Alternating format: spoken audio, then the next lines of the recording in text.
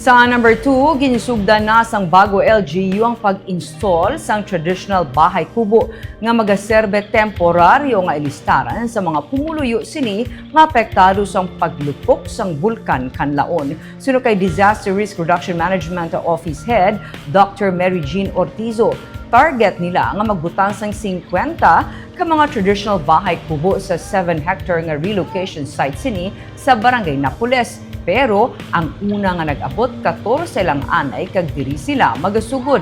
Tig 50,000 pesos ang bili sini, lakip na ang installation kag delivery.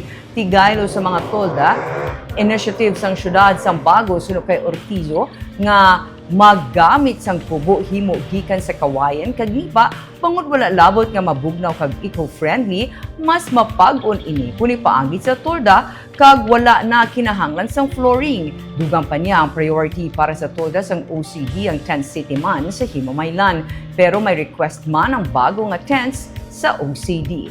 May 24 tanaan ka mga pamilya nga na-display sa Bago bangod sang sitwasyon sa bulkan kanlaon kag ini sila ang iga-relocate diri kung tigayon na nga mahuman ang tanan nga ginalantaw matigayon sa ikaduha o kung ikatlo nga semana sang Pebrero. Naghinyo na ang Bago sang budget sa probinsya bahin sa pagpahamtang sang community kitchen, portalets kag communal toilets. Ginalantaw man ang DMOA form gikan sa Office of the City Agriculturist.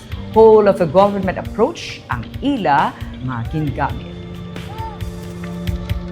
Ang city engineers nang magapatigayon na sa pag-start sang site development, no, na ginaanhan nila sang roads nga pasulod, tapos ma-set up sang communal toilet kag community kitchen. So ang subong nag-request kami sa province kay governor through the PDRRMO sang budget for the construction of the community kitchen kag communal toilet kag nag-request man kami portalet.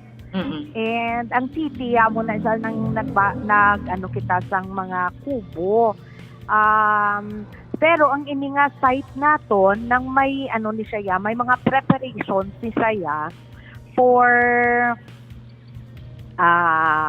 ang security nga area sang PNP, may ara man siya nga para sa medical team naton, may mga child friendly spaces, mga women nga friendly spaces,